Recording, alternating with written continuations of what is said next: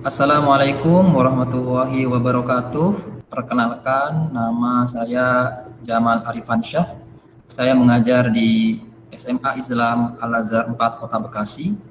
Identifikasi masalah yang saya gunakan dalam sesi kali ini yaitu adalah terkait dengan keaktifan peserta didik dan hasil belajar pada mata pelajaran permasalahan sosial dalam masyarakat.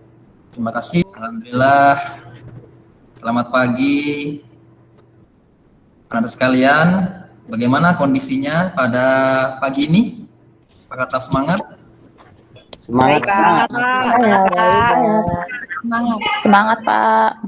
Luar biasa ya. Sekalipun dalam kondisi yang seperti ini, kita tetap semangat, harus tetap menjaga kesehatan, seperti itu ya. Baik, Bapak akan mengecek kehadiran kalian. Nah, presensi sudah Bapak kirimkan ya di grup. Silahkan kalian bisa mengisi di lembar di Google Form ya, kalian isi. Tapi Bapak juga ingin mengkonfirmasi kehadiran kalian nih. Bapak akan mengecek kehadiran kalian gitu ya. Harap untuk menjawab bagi yang namanya dipanggil ya, anak ya. Ananda Noni ada? Hadir, Pak. Hadir. Cipran? Hadir, Pak. Oke. Julaiha? Hadir, Pak. Yuli? Hadir, Pak. Vidya? Hadir, Pak. Nelly? Hadir, Pak. Ferdina?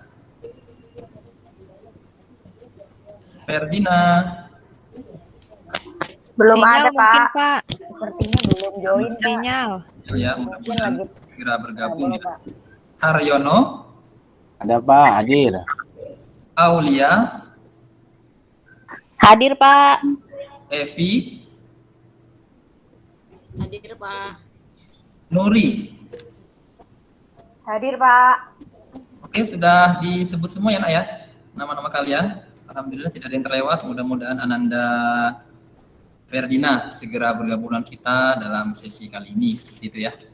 Nah, agar pertemuan kita lebih bermakna dan mudah-mudahan bermanfaat ilmunya, seperti itu ya. Bapak minta kepada ketua kelas lah, seperti itu ya, untuk menyiapkan teman-temannya dan juga memimpin doa kepada Ananda Gibran ya, ketua kelasnya ya.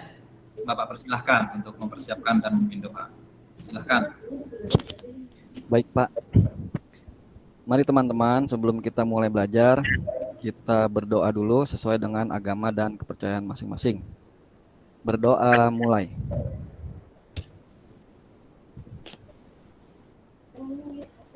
Selesai. Memberi salam. Assalamualaikum warahmatullahi wabarakatuh. Waalaikumsalam warahmatullahi wabarakatuh. Alhamdulillah kita sudah memulai ya, Nak ya, dengan doa, mudah-mudahan bermanfaat seperti itu. Baik, Bapak akan masuk ke pembelajaran ya, yang akan kita bahas pada sesi kali ini. Bapak akan menampilkan dulu presentasinya. Apakah sudah muncul di layar kalian, Nak? Sudah, Pak. Sudah, Pak. Jelas. Alhamdulillah, mudah-mudahan kondisi sinyal kita bagus ya, Nak ya. Seperti itu, amin. Amin.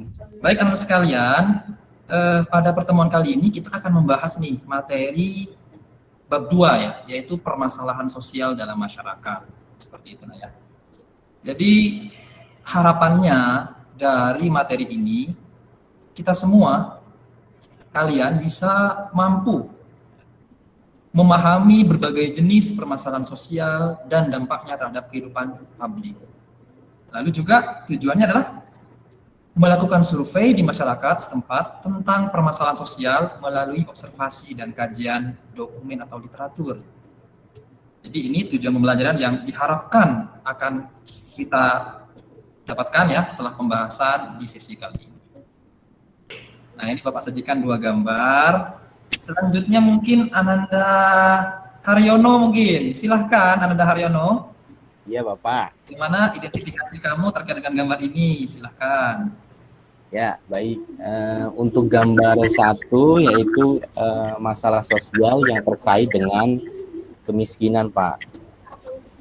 Yang kedua, gambar kedua yaitu masalah sosial yang terkait dengan praktek korupsi, di mana nanti praktek korupsi sendiri secara fungsi juga atau memiliki fungsi laten, yaitu berdampak pada munculnya masyarakat atau fenomena kemiskinan di masyarakat. Itu, Pak. Baik, terima kasih identifikasinya luar biasa. Korupsi sebagai kejahatan ya, istilahnya kejahatan kerah putih ini tentu hal yang tidak diinginkan. Nah, berarti ini adalah problem di masyarakat ya Nak ya. Tentu berarti di masyarakat itu ada problem sosial. Nah, kita masuk nih ke materi Nak ya, masuk ke materi. Lalu kalau gitu apa sih masalah sosial itu? Nah, yuk kita simak bersama ya pendapat ahli begitu ya. Nah, Bapak ini menayangkan salah satu ahli ya, ahli sosiologi di Indonesia, yaitu Surjono Soekanto.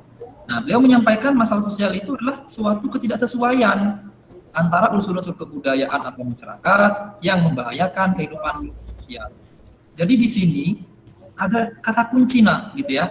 Tadi seperti disampaikan oleh Ananda, mulai dari Ananda Yuli gitu ya, Ananda Haryono gitu ya, bahwa itu tidak mengenakan di masyarakat, tidak sesuai dengan harapan. Nah ini Suryo Santo menyatakan bahwa tidak sesuai dengan unsur-unsur kebudayaan yang ada di masyarakat. Lalu kata kunci yang kedua, membahayakan kehidupan kelompok sosial. Karena kalau tidak membahayakan, sekalipun tidak sesuai, itu namanya bukan masalah, tapi keberuntungan. Seperti itu. Nah, ya. Jadi kata kuncinya adalah ada ketidaksesuaian dan itu membahayakan. Sebagaimana yang tadi sudah diidentifikasi melalui contoh gambar dari Ananda Yuli dan Ananda Haryono. Seperti itu ya. Baik, Bapak harap kalian dari sini sudah paham ya Nak ya. Kira-kira ada yang kurang paham nggak terkait dengan definisi ya? Silahkan mungkin kalau semuanya ada yang kurang paham atau sudah paham semua. Sudah, Pak. Paham, Pak. Paham, Pak. Jelas. Alhamdulillah, sudah jelas ya, insya Allah ya terkait dengan definisi ini. Kita lanjutkan ya. Jadi ada teori-teori dari para tokoh terkait dengan masalah sosial nih. Kalian tentu juga sudah yang ada di yang Bapak bagikan di kelas ini ya. Nah, tapi ini kita sama-sama identifikasi apa perbedaannya, analisa apa perbedaannya. Maka persilakan kepada Ananda Gibran nih. Halo Ananda Gibran, ada? Saya, Pak. Iya, silahkan coba mungkin Ananda Gibran mungkin bisa memberikan analisa atau identifikasi nih dari pendapat para tokoh terkait dengan teori masalah sosial. Silahkan Ananda Gibran. Siapa? Kalau saya baca, pertama ada teori fungsionalisme. Menurut teori ini, masalah sosial tercipta karena fungsi dari lembaga-lembaga sosial tidak berjalan dengan sebagaimana mestinya. Jadi lembaga-lembaga sosial tidak ada yang menjalankan fungsinya dengan tidak baik gitu, tidak normal, sehingga akhirnya menyebabkan masalah sosial. Kalau teori konflik melihat bahwa masalah sosial itu disebabkan karena ada eksploitasi, ada penindasan dari kelompok yang kuat terhadap kelompok yang lemah. Jadi terjadilah masalah sosial. Kemudian kalau menurut teori interaksionisme simbolik, masalah sosial itu muncul karena adanya pelabelan. Jadi karena interaksi dari suatu kelompok melabel kelompok lain dengan label yang buruk, sehingga kelompok yang lain itu yang di label itu dicap buruk, akhirnya dia benar-benar melakukan penyimpangan gitu atau menimbulkan masalah sosial. Yang saya pahami seperti itu, Pak. Mohon diluruskan kalau saya salah. Baik, terima kasih identifikasinya Pak Gibran, Ananda Gibran ya. Nah, itu betul ya, terus kalian juga sudah bisa membaca di modul ya terkait dengan perbedaan ini bahwa memang masalah sosial itu bisa dilihat dari 3 sudut pandang. Yang pertama bisa karena fungsi yang tidak dijalankan sebagaimana mestinya dari institusi terkait ya, Nak ya. Bisa jadi karena terjadi eksploitasi antara kaum yang kuat dengan kepada kaum yang lemah, atau bisa jadi juga di situ ada interaksi terhadap orang-orang yang bermasalah sehingga ikut-ikutan bermasalah. Seperti itu, Nak ya. Mudah-mudahan dengan penjelasan ini kalian bisa memahami terkait dengan teori-teori permasalahan sosial. Kita lanjut. Nah, kita masuk kepada jenis-jenis masalah sosial nih, Nak nih ya. Bapak menyajikan dalam bentuk gambar ya. Dalam bentuk potret yang ada di sini layar kalian ada 2 potret kemiskinan. Nah, Bapak pengen tahu nih apa yang ada dalam pikiran kalian terkait dengan gambar ini. Coba Ananda Ferdina ya mungkin ya. Halo Ananda Ferdina. Iya, hadir Bapak. Iya, silahkan coba bagaimana Ananda Ferdina terkait dengan gambar yang Bapak sajikan nih, potret kemiskinan di sini. Silahkan.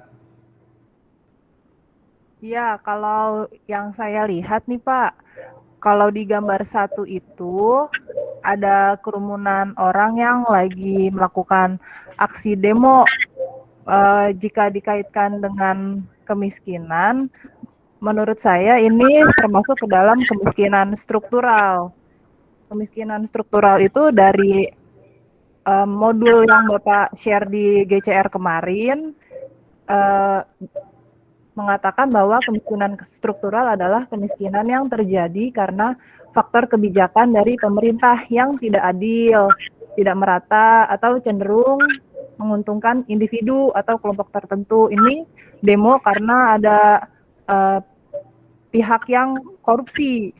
Nah, kalau yang di gambar kedua itu adalah kelompok Baduy dalam ya Pak ya? Iya betul, suku tradisional. Iya, kalau dikaitkan dengan kemiskinan, orang Baduy itu berarti termasuk ke dalam kemiskinan kultural. Kemiskinan kultural itu merupakan kemiskinan yang disebabkan oleh gaya hidup atau faktor budaya yang dipegang teguh oleh masyarakatnya. Begitu Pak Jamal. Terima kasih Ananda Ferdina, luar biasa ya analisanya dan ternyata juga literasinya juga bagus ya modul yang Bapak berikan. Baik, sebagaimana tadi disampaikan oleh Ananda Ferdina ya terkait dengan gambar yang disajikan ini, memang kemiskinan itu nah ya bukan hanya semata-mata karena faktor orang tidak punya penghasilan. Dalam sudut pandang permasalahan sosial itu, kemiskinan itu bisa jadi juga ada faktor-faktor lain yang melatar belakangi. Tadi disampaikan faktor struktural. Ya karena kebijakan pemerintah itu sendiri yang tadi yang disampaikan oleh Ananda Ferdina tidak adil, tidak merata, atau bahkan mungkin kecenderungannya lagi korup seperti itu, gitu ya Nak ya. Sehingga terjadilah kemiskinan struktural. Nah ini yang banyak kita temukan juga nih dalam kondisi masyarakat kita seperti itu ya. Nah ada juga faktor kemiskinan yang terjadi karena faktor budaya ya. Jadi memang ada tradisi dari leluhur mereka yang mana mereka itu sangat memegang kuat gitu loh ya. Mereka terbiasa dengan apa yang ada. Tadi disampaikan oleh Ananda Ferdina, masyarakat suku Baduy yang ada di potret gambar 2 gitu ya. Itu mereka memang dari dulu sampai sekarang mereka mengelola apa yang ada sebagai bagian tradisi mereka. Sekalipun mungkin kita menganggapnya mereka miskin, tapi mungkin mereka menganggapnya biasa saja. Karena memang faktor kultural yang melatar belakangi itu semua. Nah itu ya, jadi pemahaman kita harus terbangun bahwa kemiskinan itu juga ada faktor-faktor yang melatar belakangi, bukan hanya sekedar karena memang tidak punya penghasilan misalnya, bukan hanya sekedar itu. Bagus tadi ya, Ananda Ferdina. Nah lanjut lagi nih, jenis masalah yang lainnya gitu Nak ya. Bapak mencontohkan gambar terkait dengan kriminalitas. Coba pada gambar ini Bapak persilahkan kepada Ananda Nelly. Halo Ananda Nelly, ada? Hadir Pak. Iya, Alhamdulillah. Silahkan Ananda Nelly, apa yang kamu pikirkan terkait dengan 2 gambar ini? Dari yang saya amati dari 2 gambar ini, itu yang pertama gambar 1 itu tentang peredaran narkoba ya. sindikat narkoba ini menurut saya itu adalah kejahatan lintas negara, di mana telah dilengkapi dengan teknologi yang semakin canggih sehingga mereka menerapkan organisasi sistem sel yang sulit dilacak. Kalau gambar yang kedua, itu kejahatan kooperasi, itu mengacu pada kejahatan yang dilakukan oleh sebuah perusahaan. Contohnya contoh dari kejahatan koperasi itu adalah limbah pabrik kayak gitu yang dapat merugikan masyarakat. Gitu Pak, menurut pengamatan saya dari kedua gambar yang ditampilkan. Terima kasih.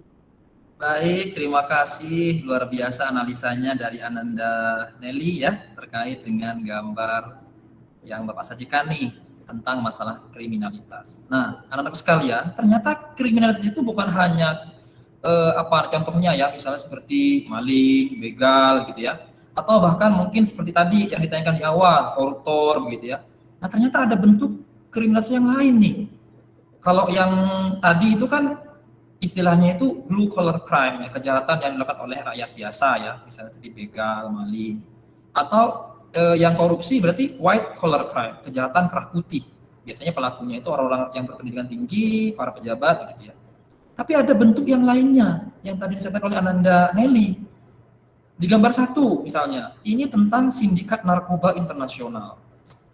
Ini tadi sudah ada sebenarnya di modul ya. Ini termasuk organized crime, kejahatan yang terorganisir gitu ya nak ya. Apalagi sampai lintas negara tadi disampaikan oleh Ananda Nelly, itu berarti sudah ada rencana, ada struktur-struktur begitu ya, pembagian job seperti itu terkait dengan mungkin produksinya, siapa yang mendistribusikan, siapa yang mengedarkan, siapa yang dan lain sebagainya seperti itu. Nah, ini sudah terorganisir. Nah, itu ya, jadi ini termasuk organized crime. Lalu berbeda dengan yang gambar 2 begitu kan ya. Ternyata kejahatan juga itu bisa dilakukan oleh institusi, misalnya pabrik yang hanya mementingkan keuntungan saja. Limbah pabriknya dibuang ke sungai, polusi udara asapnya begitu ya. Nah, itu kan tentu yang dirugikan siapa? Tentu masyarakat, ya, masyarakat sekitar. Nah, ini sebenarnya bentuk kejahatan juga itu. Atau mungkin contoh lain misalnya kebakaran hutan, ya kan? Yang memang sengaja dibakar hutannya gitu ya.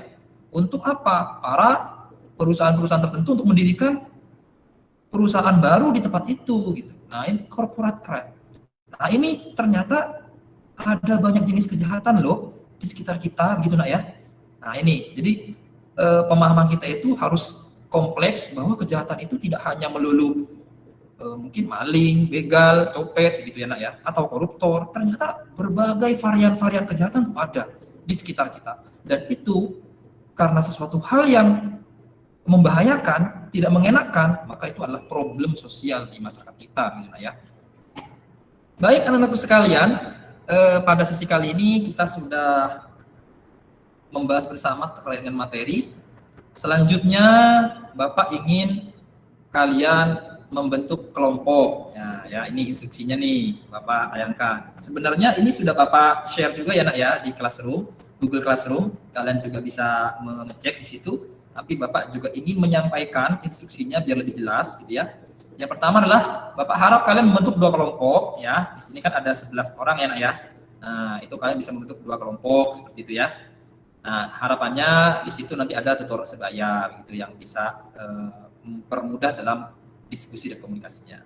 Lalu harapannya yang kedua adalah silakan kalian diskusi kelompok ya kan, diskusi kelompok gitu ya. Lalu mengobservasi dan literasi digital mengenai contoh permasalahan sosial dalam masyarakat. Kenapa dalam pertemuan kali ini Bapak anjurkan literasi digital? Karena memang karena kondisi pandemi ya nak ya. Tentu kalian mungkin tidak bisa untuk langsung observasi ke masyarakat begitu ya, kondisi seperti sekarang ini, maka cukup literasinya digital tidak apa-apa seperti itu ya. Sajikan dalam bentuk media presentasi yang menarik, yang kreatif sebagus mungkin nak ya. Nah, tapi yang keempat, dalam melakukan observasi tadi, literasi digital tadi ya, harus mencantumkan referensi nah nih ya. Bisa melalui buku ya kan? Atau boleh juga sumber dari pemberitaan yang terpercaya tapi gitu ya. Misalnya dari sumber dari Detik, Kompas, Tempo, Republika dan lain-lain. Lalu silakan dibuat dicantumkan pada media yang kalian buat seperti itu. Sehingga ada pertanggungjawabannya.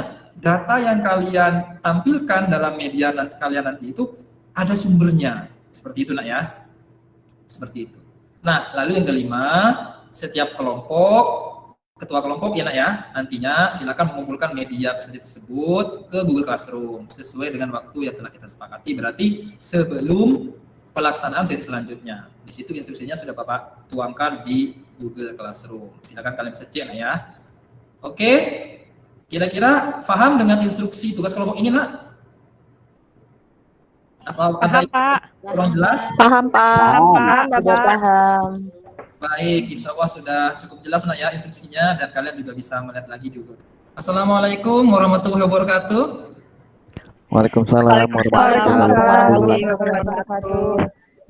Alhamdulillah, bagaimana kabar kalian nih pada sesi kedua ini? Baik, Baik, Pak. Alhamdulillah sehat. Baik, Pak. Sehat, Pak. Baik, Pak. Alhamdulillah. Harus tetap jaga kesehatan nak ya. Sekalipun kalian ada aktivitas kelompok begitu ya, tetap harus menjaga kesehatan. Oke, anak sekalian, sebagaimana yang sudah kita sepakati bersama pada sesi sebelumnya, pada sesi kali ini berarti kegiatannya adalah presentasi kelompok, seperti itu nak ya, presentasi kelompok. Nah, ini Bapak persilakan nih dari kelompok 1 ya nak ya, dari kelompok 1 siapa nih yang akan mempresentasikan? Saya, Pak. Ananda Noni ya? Noni, Pak. Iya, Pak. Baik, Bapak persilakan kepada kelompok 1 ya untuk mempresentasikan hasil dari diskusi kelompoknya serta observasi dan literasi digital. Pada kelompok 1, Bapak persilahkan. Ya, terima kasih Pak Jamal sudah mempersilahkan kelompok kami untuk presentasi. Assalamualaikum warahmatullahi wabarakatuh. Waalaikumsalam warahmatullahi wabarakatuh. Waalaikumsalam warahmatullahi wabarakatuh. Selamat pagi Pak Jamal selaku guru sosiologi kami beserta teman-teman semuanya. Izinkan saya di sini sebagai perwakilan dari kelompok 1 akan mempresentasikan hasil diskusi kelompok kami, di mana kelompok kami ini mengangkat permasalahan tentang kemiskinan dan penyaluran bansos yang tidak tepat sasaran. Ya, di sini kami melihat bahwa penyaluran bansos atau pemberian bansos itu Karena jalan ini pemerintah mengalokasikan dana belasan triliun. Hal ini merupakan upaya pemerintah untuk mengatasi masalah sosial kemiskinan yang terancam meningkat di masa pandemi ini. Tapi ternyata dana bansos ini rawan dikorupsi karena secara umum modus korupsi yang muncul dalam penyaluran dana bansos itu adalah mengurangi jatah penerima atau bahkan ada yang tidak menerima bansos sama sekali. Nah, kemudian kemana korupsi bansos tersebut? Nah, ini kami mengambil kutipan yang bersumber dari cnnindonesia.com, di mana jejak korupsi bansos itu yang kami simpulkan adalah yang pertama, tiap satu paket bansos COVID-19 itu yang disalurkan di wilayah Jabodetabek dikorupsi 10.000 lebih oleh pejabat dan berlangsung selama 2 periode. Kemudian dari kuantitasnya pun dikurangi, yang tadinya isi paket sembakonya setiap bulan itu banyak, tapi ada beberapa yang dikurangi. Dan yang terakhir yang kami dapat simpulkan, masa pemberian bansosnya itu hingga Desember, namun nilainya berkurang. Jadi yang biasanya dapat 600.000 per kepala keluarga ternyata menjadi 300.000 per kepala keluarga per bulan. Nah, kenapa alasan dana bansos itu kerap diselewengkan? Ternyata ada 3 penyebabnya nih teman-teman. Yang pertama, ternyata database masyarakat miskin itu tidak terupdate. Jadi misalkan tahun sekian database masyarakat miskinnya berapa puluh ribu, tapi ternyata ada perubahan lagi di tahun ini, di tahun 2020 ini. Nah, tapi itu tidak terupdate oleh sistem. Yang kedua, ternyata penyaluran itu diberikan kepada keluarga terdekat. Jadi misalkan ada ketua RT yang di mana dia lebih baik mengasih bansos tersebut ke keluarganya yang terdekat, seperti itu. Nah, yang ketiga, disinilah lemahnya pengawasan dari institusi terkait, sehingga penyaluran dana bansos itu tidak tersampaikan, tidak tersalurkan kepada masyarakat yang membutuhkan. Nah, solusinya apa supaya dana bansos tersebut agar tepat sasaran? Yang pertama, untuk menjawab penyebabnya yang pertama itu dengan data yang tidak valid adalah memastikan data valid. Jadi, data NIK masyarakat miskin penerima bansos itu harus sinkron dengan data Dinas Kependudukan setempat. Kemudian yang kedua, menjamin keterbukaan akses data. Jadi, di sini lebih sifatnya online ya. Jadi, terbuka. Semua tahu bahwa penerimaan, realisasi bantuan dan anggaran itu terbuka untuk umum, dapat dilihat oleh umum. Yang ketiga, keterlibatan KPK di sini sebagai lembaga atau institusi yang mengawasi penyaluran dana bansos tersebut. Terima kasih teman-teman, demikian presentasi dari kelompok kami. Kurang lebihnya mohon maaf. Wabillahi taufiq wal hidayah. Assalamualaikum warahmatullahi wabarakatuh. Waalaikumsalam warahmatullahi wabarakatuh. Yang Terima kasih kepada kelompok 1 atas presentasinya, begitu ya, luar biasa, ini menarik ya, dan kemasannya juga menarik seperti itu. Nah, selanjutnya Bapak persilakan nih kepada peserta didik yang lain, bila mana ada pertanyaan ataupun mungkin tanggapan, Bapak persilakan. Izin bertanya, Pak. Oke, silakan. Penyaluran bansos yang tidak, saya Aulia, Pak. Oh iya. Izin bertanya. Ya. Penyaluran bansos yang tidak tepat sasaran menyebabkan meningkatnya kemiskinan. Bagaimana bila dilihat dari teori fungsionalnya ya, Pak? Oh baik. Jadi intinya adalah bagaimana kalau dilihat dari perspektif teori permasalahan sosial ya, karena pada pertemuan sebelumnya kan sudah kita bahas bersama tuh. Nah, kira-kira dari realitas sosial ini, bagaimana kalau kita hubungkan dengan teori yang sudah kita bahas bersama pada pertemuan sebelumnya? Bapak persilakan kepada kelompok 1 ini, siapa yang mau mencoba untuk menjawab? Saya Bapak. Nah, silakan, Anda Juleha ya. Ya. Saya mencoba untuk menanggapi pertanyaan dari Aulia. Jadi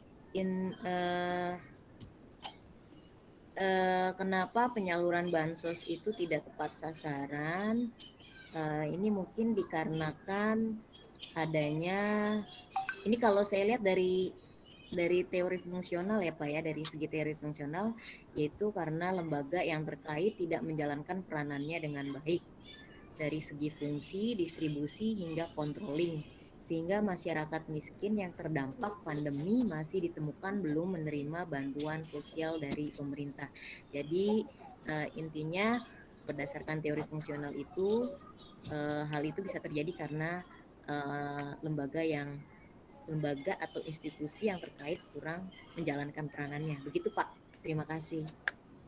Baik, terima kasih jawabannya dari Ananda Julaiha ya, perwakilan dari kelompok 1 nih menjawab pertanyaan dari Ananda Aulia. Nah, Ananda Aulia bagaimana jawaban dari Ananda Julaiha tadi itu? Paham Pak, jelas. Terima kasih Pak. Baik, terima kasih. Baik anak ya. Jadi terkait dengan hubungannya dengan teori seperti itu. Jadi sebenarnya masalah sosial itu atau problem sosial di masyarakat itu bisa kita analisa menggunakan pendekatan teori yang sudah kita bahas bersama pada sesi sebelumnya. Misalnya tadi Ananda Julaiha menggunakan teori fungsionalisme begitu ya. Nah, berarti ada fungsi-fungsi, ada peran-peran yang tidak dijalankan dengan baik oleh institusi terkait. Kalau kita bicara bansos berarti kan kaitannya dengan Kementerian Sosial ya. Sosial. Berarti tidak menjalankan peranannya dengan baik itu. Tidak melacak, ya kan? Bagaimana distribusinya, bagaimana pengawasannya, bukan hanya dari tataran tingkat provinsi ya, tapi juga sampai di tataran tingkat kabupaten kota gitu ya, sampai tingkat kecamatan, tingkat kelurahan, tingkat RT RW, itu harus ada controllingnya seperti itu. Agar apa? agar penyaluran bantuan sosial itu betul-betul tepat sasaran dan sesuai dengan tujuannya. Yang sebagaimana tadi oleh Ananda Noni ya disampaikan di awal tadi itu, bahwa itu upaya dari pemerintah loh untuk mengatasi kemiskinan di era pandemi ini. Karena pasti masyarakat yang sebelum pandemi saja misalnya sudah kewalahan gitu ya, kesulitan mencari pekerjaan gitu ya. Apalagi di masa pandemi seperti ini, kalau bantuannya itu tidak tepat sasaran, tidak ada controlling dari pemerintah, pengawasan gitu ya, pemerintah tidak menjalankan perannya dengan baik, ya maka akhirnya terjadilah tidak tepat sasaran tersebut, dan tentu kemiskinan tidak akan tertanggulangi seperti itu ya. Nah itu misalnya tadi Ananda Julaiha menggunakan pendekatan teori fungsional gitu ya. Kita juga sebenarnya bisa menggunakan pendekatan teori yang lainnya gitu, teori konflik misalnya. Nah, jadi memang ada eksploitasi dari para pejabat terhadap kaum-kaum yang lemah seperti itu ya. Dana-dana yang ada itu mereka gunakan untuk kepentingan pribadi ataupun kelompok mereka. Nah, sehingga mungkin misalnya nih bisa juga kita lakukan analisa, boleh jadi nantinya akan digunakan untuk misalnya untuk kampanye pemilihan selanjutnya gitu ya. Nah itu, karena kalau sebenarnya kita mau analisa nak ya, coba nih kan analisa. Bapak tanya misalnya ke kelompok 1 ya, tadi yang presentasi kan Ananda Noni. Coba Ananda Noni, kira-kira menurut kamu itu emang pejabat miskin ya? Enggak, Pak. Nah itu kan ya, kalau dipikir-pikir kan pejabat itu tidak miskin gitu loh ya. Artinya mereka lebih dari berkecukupan atau bahkan mungkin berkelebihan begitu ya. Tapi kenapa kok masih korupsi? Nah, disitulah kita bisa menganalisa bahwa boleh jadi karena memang politik di negara kita ini masih dekat dengan yang namanya transaksional gitu ya, politik uang, itu akan diputar lagi untuk kepentingan pemilu gitu ya, untuk kepentingan dia sendiri atau kepentingan kelompok. Siapa yang mendapatkan dampaknya yang terbesar tentu adalah masyarakat ya nak ya, masyarakat itu terutama masyarakat miskin. Baik, terima kasih ini kelompok 1 luar biasa ya mengangkat temanya ini tentang kemiskinan dan penyaluran bansos yang tidak tepat sasaran. Nah itu nanti bisa kita terapkan ya dalam kondisi kita sehari-hari seperti itu, bahwa sikap kita itu harus dibangun, bahwa kita harus membantu ya tetangga sekitar kita. Kalau kita berkecukupan, kita bisa memberikan apa yang kita miliki seperti itu nak ya. Oke anak sekalian, nah ya oke, sisi presentasi sudah selesai begitu ya, 2 kelompok sudah seperti itu. Kita selanjutnya itu akan Bapak jadikan sebagai penilaian sebetulnya ya. Tadi kemarin itu sudah Bapak gunakan sebagai penilaian, yaitu penilaian keterampilan, pendidikan sikap gitu ya, sebagaimana instruksi yang di LKPD yang sudah kalian miliki ya, yang sudah Bapak share di awal seperti itu. Penilaian kognitifnya, nah ini Bapak tadi malam sudah share di Google Classroom. Nah jadi penilaian kognitif itu silahkan nanti kalian, nah ini kalau kognitif individu nah ya, untuk yang yang PG-nya individu, silakan kalian mengerjakan 10 soal pilihan ganda. Nanti Bapak akan menggunakan aplikasi Google Form seperti itu ya. Instruksinya ini sudah Bapak sampaikan ke kalian, tapi nanti Bapak akan kirimkan linknya gitu ya untuk kalian mengerjakan di aplikasi Google Form seperti itu. 10 soal pilihan ganda, dan itu nanti ada juga yang HOTS ya, agar memacu tingkat berpikir kalian seperti itu ya. Lalu juga Bapak minta kalian untuk menganalisa nih. Jadi biar tidak hanya pilihan ganda ya. Bapak sudah bagikan link video ya kan. Kalau tadi Bapak tampilkan berupa gambar-gambar, nah ini biar lebih lengkap. Jadi Bapak juga akan memberikan contoh-contoh kontekstual kepada kalian melalui link video. Silakan kalian bisa akses di situ di Google Classroom ya, sudah Bapak kirim link videonya. Kalian amati, kalian analisa. Dan ini kelompok ya nak ya, kelompoknya sama seperti yang tadi. Nah itu silakan kalian analisa menggunakan teori. Nah kita manfaatkan teori yang ada biar mempertajam pemahaman kalian, kemampuan analisa kalian ya nak ya. Menggunakan teori fungsionalis, teori konflik, teori interaksi simbolik, dan harapannya adalah jawaban kalian secara berkelompok itu ya silakan kalian buat dalam bentuk video, ya, divideokan lah, kira-kira seperti itu ya, biar ada versi audio visualnya seperti itu. Lalu silakan kalian unggah, ya, melalui link YouTube seperti itu ya, ke YouTube. Lalu linknya silakan kalian untuk kumpulkan ke Classroom, Google Classroom ya, Nak, ya, sebagai bukti bahwa kalian sudah mengunggah video yang sudah kalian buat itu di YouTube seperti itu ya. Dan nantinya Bapak akan melakukan penilaian nih, gitu ya, karena ini adalah rangkaian penilaian kognitif ya, Nak, ya.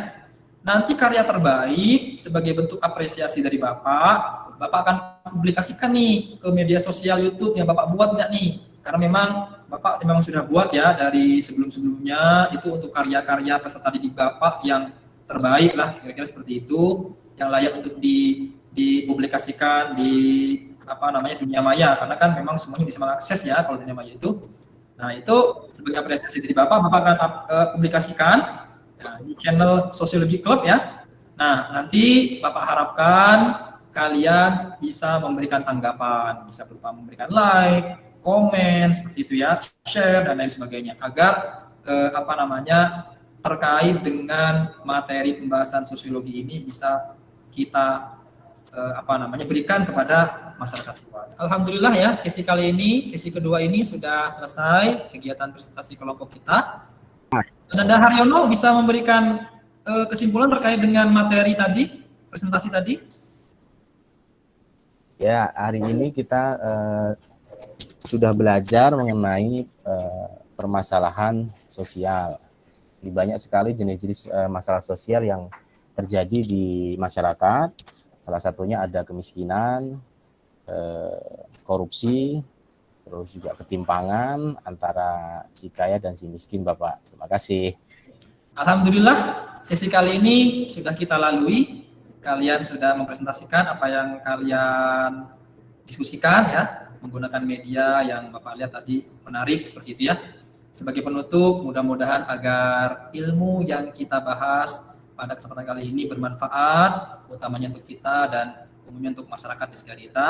Bapak persilakan nih kepada ketua kelas untuk menutup kembali, mempersiapkan dan memimpin doa. Kepada Ananda Jibran, Bapak persilakan. Siapa? Baik teman-teman, ya, alhamdulillah kita telah selesai melaksanakan pembelajaran sosiologi pada hari ini. Mari kita tutup dengan membaca doa sesuai dengan agama dan kepercayaan masing-masing. Berdoa mulai.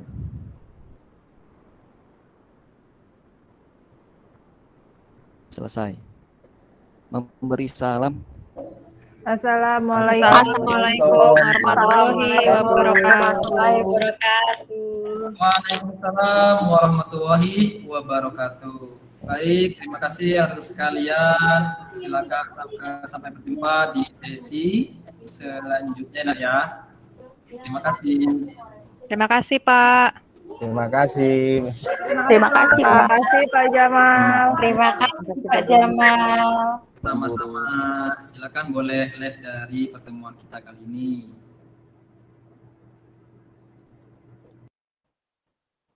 Oke, terima kasih. Tampilan pertama ya Pak Jamal. Lalu suara saya terdengar ya Bapak Ibu? Terdengar Bu Nurul. Ya. Dengar dulu. Sebelum masuk ke Wadar, ini saya sekedar mengingatkan waktu ya.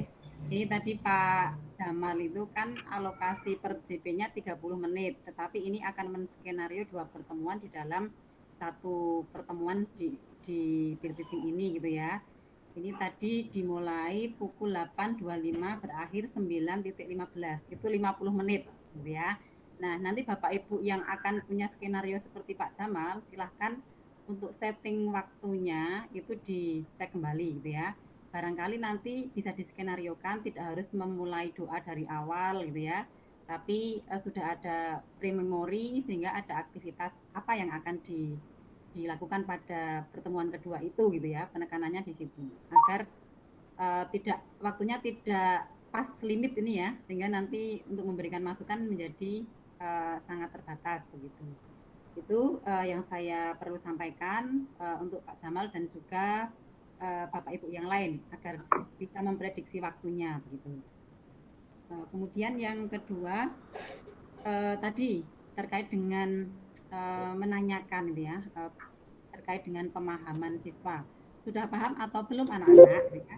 Saya pikir kita tidak harus menanyakan dengan cara seperti itu gitu ya. Karena kalau ditanya sudah paham apa belum, kalau anak-anak yang mungkin tidak mau berpikir keras, udahlah pikir apa jawab paham sajalah daripada nanti lama-lama gitu kan, pengennya cepat-cepat saja gitu kan.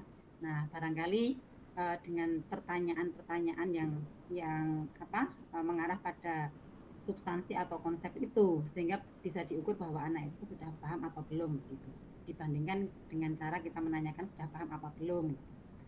Itu sih catatan saya secara keseluruhan menurut saya sudah bagus. Nah, nanti akan diberi komentar oleh Bu Fajar secara detail ya karena berdasarkan pengalaman-pengalaman mengajar beliau di SMA juga nanti bisa disampaikan begitu. Begitu nggih Pak Jamal, itu dari saya. Terima kasih Bu Nurul terkait dengan masukan-masukannya. Oke, baik. Untuk Bu Fajar, monggo Bu Fajar, waktu dan kesempatan saya persilahkan. Nggih, Bu. Pak Jamal.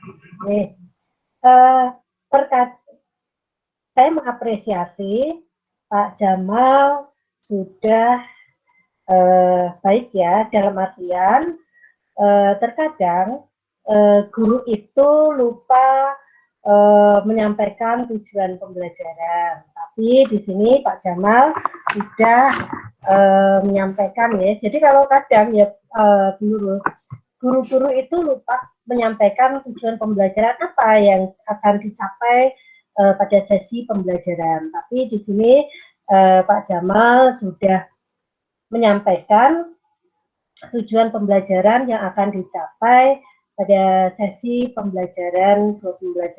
Jadi sudah bagus. Jadi di awal itu sudah bagus ya, ada tujuan pembelajaran. Kemudian sudah ada sesuatu yang istilahnya menarik perhatian siswa. Karena apa? Siswa itu akan tertarik kalau kita itu menampilkan, karena sesuai dengan konteks materi ya, terkait permasalahan sosial itu cukup banyak foto atau video yang bisa ditampilkan. Nah, ini bisa menarik perhatian siswa. Karena dengan adanya media seperti foto-foto atau video, itu anak-anak itu akan fokusnya akan lebih dibandingkan kalau hanya hanya verbal saja atau mungkin PPT-nya itu hanya konteks tulisan saja. Jadi ini sudah cukup bagus menampilkan gambar-gambar yang sesuai dengan materinya, yaitu permasalahan sosial. Gitu. Kemudian dan cukup menarik, cukup menarik gambar-gambar yang ditayangkan cukup menarik. Nah, tapi ini yang mungkin murid-muridnya ini lupa, ya. Kita packaging, ya muridnya itu kan guru. Nah, ini untuk semuanya. Jadi, posisikan Bapak Ibu semua itu ke murid SMA yang katakanlah, ya sebenarnya anak itu tidak nol semua sih, enggak, ya. Nah, ini yang saya lihat ini cukup menarik karena muridnya pada pinter. Jadi murid-muridnya pada pinter, jadi bisa menjelaskan macam-macam gitu. Nah, ini yang mungkin muridnya di sini ya, yang ada di sini, yang lainnya untuk bisa ngerem. Pak Jamal dalam menjelaskan cukup bagus ya, detail. Kemudian tadi yang bahas permasalahan sosial juga sudah pas, mengena. Kemudian pada pertemuan pertama tadi diakhiri adanya tugasnya juga sudah baik ya. Kemudian di pertemuan kedua tadi ada juga yang menarik bahwa guru sudah punya YouTube, kemudian yang menarik lagi istilah video yang terbaik. Nah ini yang biasanya kan siswa sekarang ini kan senang ya kalau buat konten dan sebagainya. Jadi untuk menarik siswa itu nanti yang terbaik akan di-upload ya melalui YouTube, itu cukup menarik ya. Jadi kan anak-anak akan berupaya membuat video itu dengan sebaik-baiknya. Jadi gitu, itu cukup menarik. Jadi sudah terkini lah ibarat kata seperti itu, karena sekarang ini anak-anak kan tidak bisa lepas dari sosmed. Nah itu mewakili ya, jadi tugas tidak hanya sekadar tugas, tetapi ada sesuatu yang menarik anak-anak sehingga mereka ini akan berlomba-lomba untuk menampilkan yang terbaik untuk dapat diupload atau diunggah di YouTube guru. Itu luar biasa, Pak Jamal, saya mengapresiasi. Kemudian tadi setiap pertemuan 1 dan pertemuan 2 Pak Jamal sudah menyampaikan kesimpulan kesimpulan dari pertemuan tadi ya, kesimpulannya apa dari siswa. Nah, saya rasa tadi ada sedikit yang berbeda ya antara kesimpulan dan refleksi, karena yang tadi saya tangkap itu hanya kesimpulan, tapi refleksi. Jadi pengalaman apa yang mereka dapat selama pembelajaran ini belum ada Pak Jamal ya. Terkadang kita lupa juga, tetapi coba digali lagi bahwa refleksi itu perlu ya, terutama untuk anak. Jadi pengalaman apa yang mereka dapatkan selama pembelajaran pada setiap sesi pembelajaran itu. Jadi yang sedikit terlupakan adalah refleksi Pak Jamal. Jadi refleksinya belum ada, mungkin atau lupa, tapi mungkin kan ya karena sudah ada kesimpulan, tetapi kesimpulan beda ya dengan refleksi. Kalau refleksi itu pengalaman belajar apa yang didapat siswa selama tadi 30 menit kah atau 45 menit. Jadi anak-anak itu anak-anak bisa menyampaikan, oh supaya ini. Jadi mereka bisa mengungkapkan pengalaman apa yang mereka rasakan, apa yang mereka dapat selama sesi pembelajaran. Saya rasa itu Bu Nurul terkait dengan penampilan Pak Jamal, tapi saya mengapresiasi Pak Jamal sudah bagus ya. Ada tujuan pembelajaran, kemudian ada sesi humanity-nya yaitu menyapa, sehat-sehat semua, itu perlu. Jadi guru kan tidak monoton dalam kondisi seperti ini, situasi seperti ini, guru juga harus ada sentuhan-sentuhan untuk menjaga kesehatan, misalnya seperti itu, jangan lupa protokol dan sebagainya. Itu sentuhan-sentuhan seperti itu sudah ada ya untuk menjaga kesehatan. Kemudian medianya juga sudah bagus, kemudian tugas-tugasnya juga sudah kekinian, itu yang saya rasa sudah bagus. Cuman kelihatannya ada sedikit kelupaan terkait dengan refleksi. Itu saja Bu Nurul, itu koreksi dari saya, tapi so far semuanya bagus Pak Jamal, hebat. Itu saja Bu Nurul. Terima kasih Bu Nurul dan Bu Fajar, masukan dan sarannya sangat berharga buat saya. Terima kasih Bu.